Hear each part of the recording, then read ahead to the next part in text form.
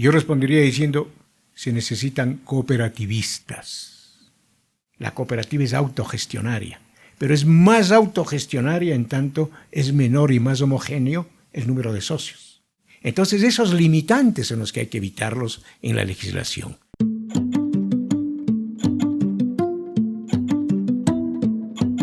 La especialización en gestión de empresas de la economía social y solidaria de la Pontificia Universidad Javeriana genera comunidades para incidir, para transformar y para transitar hacia nuevas economías. Haz parte de esta comunidad de transformación. Banca Ética, Comercio Justo, haz parte de la comunidad javeriana. Inscripciones abiertas desde el mes de agosto y hasta el 30 de noviembre para iniciar clases el 7 de enero de 2025.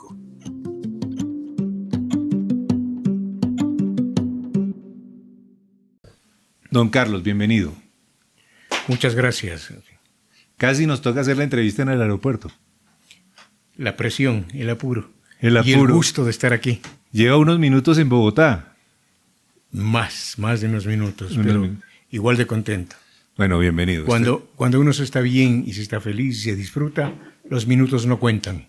Esta es su casa. Estamos en la Javeriana, en la oficina de Juan Fernando Álvarez, que es mucho más grande que los apartamentos esos que venden sobre la Séptima.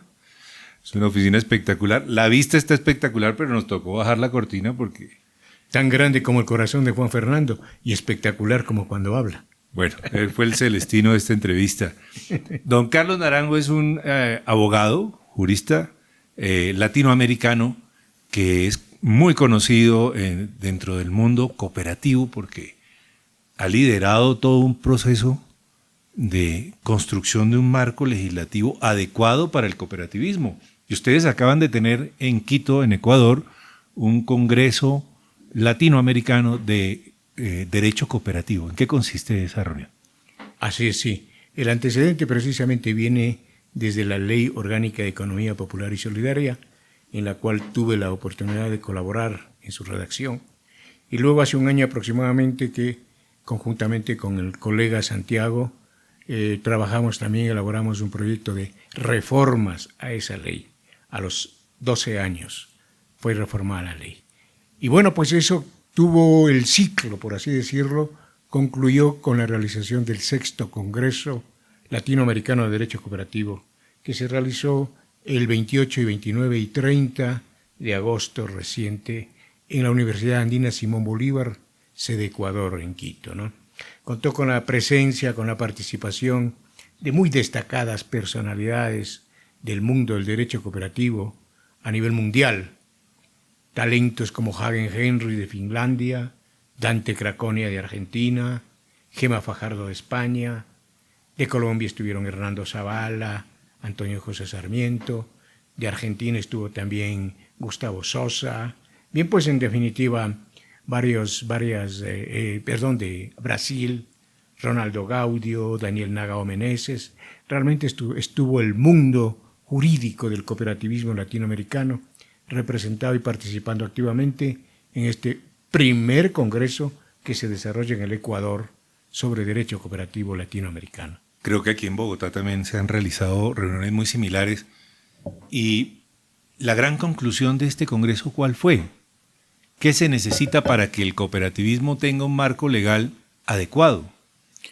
Si usted me permite, yo definiría respondería a la pregunta ¿qué se necesita para que el cooperativismo funcione y desarrolle como tal? Lo que implica, evidentemente, no solo tener un marco jurídico adecuado, tener recursos financieros, tener capacidad de gestión administrativa, en fin, ¿no? Yo respondería diciendo, se necesitan cooperativistas, no solo cooperativas. Uno de los problemas precisamente que se analizó y una de las conclusiones a las que se llegó en el Congreso de Derecho Cooperativo es precisamente ese. El tema general del Congreso giró alrededor de la aplicación de los principios del cooperativismo, los valores y principios del cooperativismo en el marco legislativo de cooperativas de los países latinoamericanos, ¿no? En ese entorno se fue analizando principio por principio y cómo inciden, cómo constan, cómo se patentizan se aplican en las legislaciones de cooperativas, ¿no? Pero, don Sí. Carlos, usted lo acaba de decir, faltan cooperativistas. Casi que no hay dolientes hoy en día de las empresas cooperativas. Hay empresas cooperativas, operadores cooperativos, pero que les duela la cooperativa, se podría estar perdiendo el espíritu cooperativista, no solamente en Ecuador, sino en varios países de la región. Le iba a decir precisamente eso. Yo hablo por mi experiencia en Ecuador.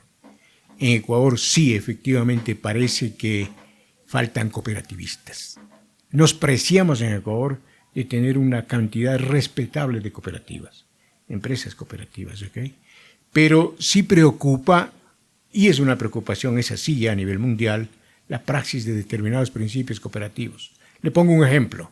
Cuando una cooperativa pasa de 100.000, de 300.000, de 400.000 socios, o el caso de una cooperativa ecuatoriana que tiene más de 800.000 socios, una cooperativa de recrédito, por ejemplo, comienza a fallar o hay que buscar mecanismos que permitan practicar, en la práctica, si me acepta la redundancia, el principio del control democrático.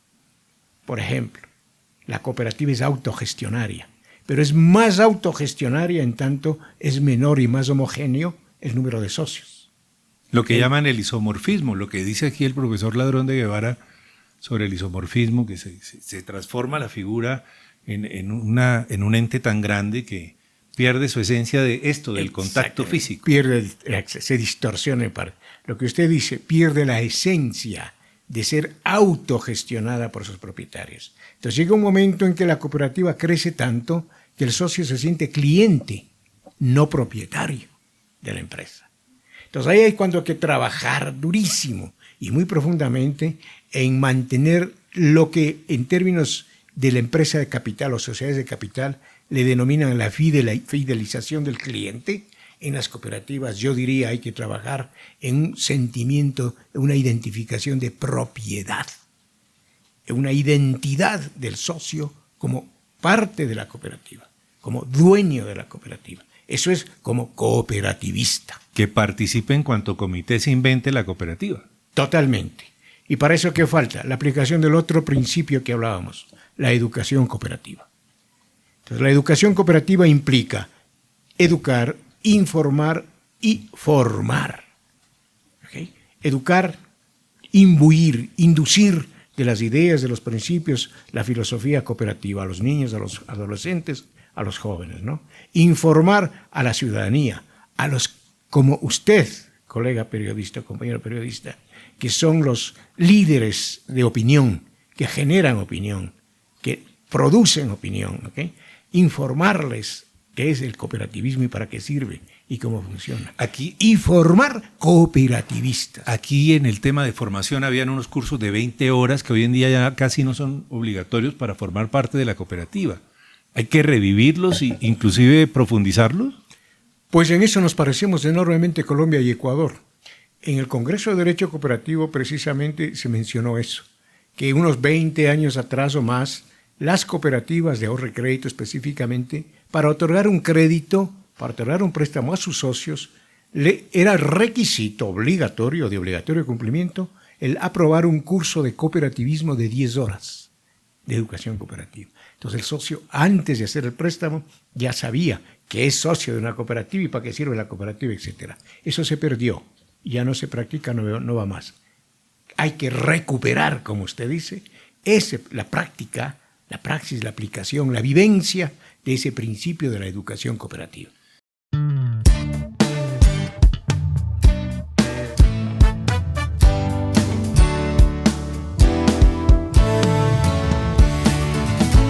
Cooperar, transformar, facilitar, Cotrafa es eso y mucho más. Cotrafa.com.co, vigilado Superintendencia Financiera de Colombia, adscrita a Fogacop. Me voy a meter en un tema que yo no manejo mucho, pero pues el término suena muy agradable y es el acto cooperativo. Eso es como el contrato entre la cooperativa y el asociado. Se está convirtiendo hoy en día más en un balance de estar al día en las cuotas, más allá de lo que la cooperativa le puede dar a través de el balance social, lo que llama los beneficios sociales más allá de los financieros. Mucho más. Y yo creo que debemos comenzar diferenciando. El acto cooperativo es un concepto jurídico, Ajá. jurídico y económico, ¿ok? Eminentemente. El balance social es otro concepto. A ver, el balance, si usted quiere dicho de otra forma, el balance social evalúa, en cierta forma, el cumplimiento del acto cooperativo. El acto cooperativo es, en definitiva, la relación entre el socio y la cooperativa en el cumplimiento de su objeto social. Cooperativa que se me ocurre aquí, por ejemplo, un ejemplo cooperativo, de producción, de comercialización agrícola.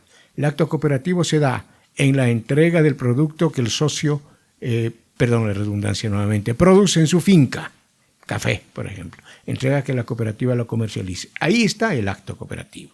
Pero el balance social, ¿ok? El balance social, en cambio, está en los resultados humanos, sociales, vivenciales que produjo esa relación, esa entrega del café. Porque el cooperativismo, como forma empresarial o forma de empresa económica con fines sociales, va más allá de la simple entrega del producto para la comercialización. No, allá eso es propio de la empresa privada, la sociedad de capital. Ganancia, cuánto me deja rentabilidad la entrega y la comercialización del café. En cambio, acá en la cooperativa vemos cómo impactó esa entrega del café en la familia de ese socio, en el entorno comunitario de ese socio. ¿Cuántos hijos de él fueron a la universidad? A la escuela, cuántos se curaron, si estaban enfermos, sus padres, cuántos si salieron de vacaciones una vez al año, por lo menos. La tierra misma reproduce, es decir, la idea del cooperativismo es la reproducción, no es únicamente la producción. Bueno, pero de pronto también los cooperativistas son culpables de algún pecado antes de cambiarle el tercio, y es que el socio quiere que su cooperativa dé resultados y el gerente responde, pero es que para que dé resultados esto tiene que dar excedentes. Entonces, ¿los equipos administrativos están quedando en lograr esos excedentes? No necesariamente, ahí discrepo un poco, o no diría un poco, discrepo mucho. Ahí radica precisamente lo que mencioné hace unos minutos, la falta de educación cooperativa. Porque si todos los seres humanos, por naturaleza, cuando ingresamos a una organización o buscamos un objetivo, buscamos, digámoslo así, una ganancia, una rentabilidad. Esa ganancia, llámese lucro, como se llame, puede ser económica, intelectual, moral, social, deportiva, en fin, pero ganancia al fin, incremento de una virtud, lucro al fin, ¿de acuerdo? Pero ¿qué ocurre? Que esa ganancia, en el caso específico de las cooperativas, no es un objeto por sí mismo, no es parte de su esencia, ¿no? Pero entonces hay que educarle al socio cooperativamente, que ese no es el objetivo de la cooperativa, el generar una utilidad. Sí, el socio viene buscando mejorar su situación económica, por eso se agrupa. De otra manera no tendría sentido que ingrese a la cooperativa para ser más pobre, no. La cooperativa no está hecha para repartir pobreza, está hecha para generar riqueza, ¿ok? Pero sin perjudicar a los demás. El excedente realmente no es una ganancia en el sentido estricto de la palabra, porque no se lo obtiene a través de terceros. El excedente es lo que se le cobró en exceso al socio por el servicio que la cooperativa le presta, o lo que se le pagó de menos al socio por el trabajo o el producto que éste entrega a la cooperativa. Esa es la naturaleza del excedente. Entonces implica más bien una devolución, un reembolso al socio de lo que se le pagó de menos o se le cobró de más. Los visionarios ven en la unión la capacidad de lograrlo todo. Y esa fuerza también la vemos en ti y en los más de 260,000 asociados con quienes llevamos 60 años dando el siguiente paso, echando pa'lante sin límites y construyendo juntos ese país que soñamos. Coomeva, 60 años impulsando visionarios. Celebremos en coomeva.com.co. Me voy a meter con el abogado y espero que no pisar muchos callos. Pero dicen que los abogados todo lo quieren arreglar con una ley, con un artículo, con alguna norma, y hay quienes afirman que siempre el marco jurídico sobre el que se desarrollan las cooperativas, sobre todo las latinoamericanas, no es el más adecuado. Definitivamente se necesita un cambio en las normas, o el cooperativismo se ha quedado corto en ser autónomo, en jugar con las reglas de juego que le pone cada país. Yo realmente en ese sentido, ¿qué le diría? Soy hasta un poco escéptico, si usted quiere. A mis estudiantes y en las charlas en las que tengo oportunidad de compartir con cooperativistas, les digo siempre esto. La ley no es el antecedente. La ley siempre es posterior al hecho que legisla. Siempre existieron los hechos, lo fáctico, y luego viene la ley, la norma jurídica, para regular ese tipo de relaciones que surgieron espontáneamente. Ejemplos. Hace 10 o 15 años atrás no hablábamos para nada del derecho informático, ¿verdad? Hoy ya asomó el Internet, asomó el celular, asomaron las redes sociales, etcétera, etcétera. Y hoy ya estamos hablando de legislar eso, para evitar los potenciales abusos, para evitar perjuicios, etcétera, etcétera, para garantizar la confianza en ese tipo de servicios. Y ocurre igual. Primero asomó la explotación minera, después vinieron las leyes mineras. Primero surgieron las organizaciones cooperativas o de economía popular y solidaria, social y solidaria, y luego vinieron las legislaciones para regular ese tipo de formas de organización y garantizar la confianza ciudadana en esas formas. ¿Okay? Usted me deja pensar mal, pero es que busquemos el enemigo afuera. Hay quienes dicen que el sector solidario o el sector cooperativo es una amenaza realmente para otras industrias y que esas otras industrias que tienen esa capacidad de lobby sí han colocado talanqueras para el desarrollo del cooperativismo en América Latina. ¿Usted percibe que esas empresas que hacen lobby le ponen condiciones legales o que a través de los congresos o los legisladores frenan el desarrollo cooperativo? Yo diría que el cooperativismo, como toda forma de organización popular, debe mantenerse en permanente lucha. No contra la empresa de capital ni nada parecido, no. No tiene por qué haber violencia ni se trata de que desaparezca la empresa de capital. Se trata de competir con ellos, de estar a la altura de las circunstancias para que esta nueva forma de organización empresarial llamada cooperativa sea una real competencia para la empresa del sector privado. Pero necesita una legislación anónima. particular. Por supuesto. O simplemente debería operar como cooperativa de puertas para adentro y de puertas para afuera, pues todos estamos en el mismo mercado. En cierta forma es como usted dice, porque cuando la cooperativa recibe de sus socios la producción de café, por ejemplo, de los socios finqueros, entregan para que la cooperativa elabore el café y lo comercialice, ¿ok? Hasta ahí es la relación interna cooperativa.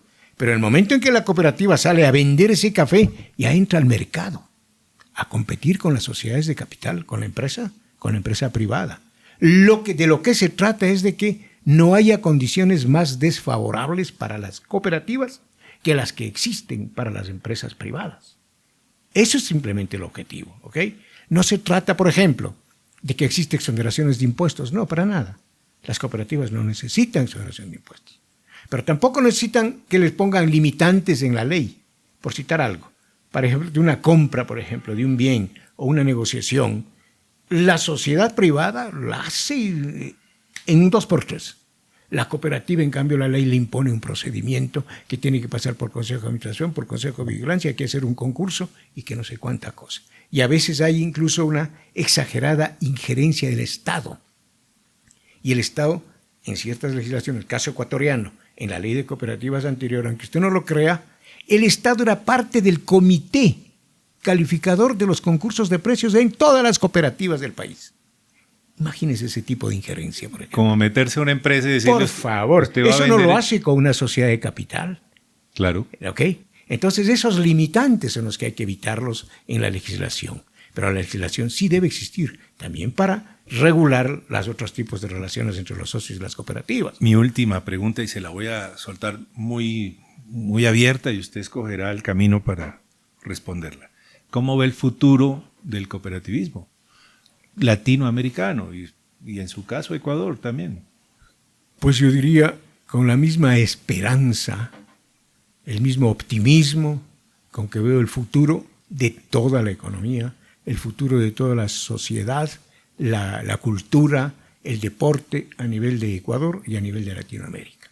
Con optimismo, con esperanza, pero siempre y cuando nosotros construyamos, busquemos hacer realidad esos sueños.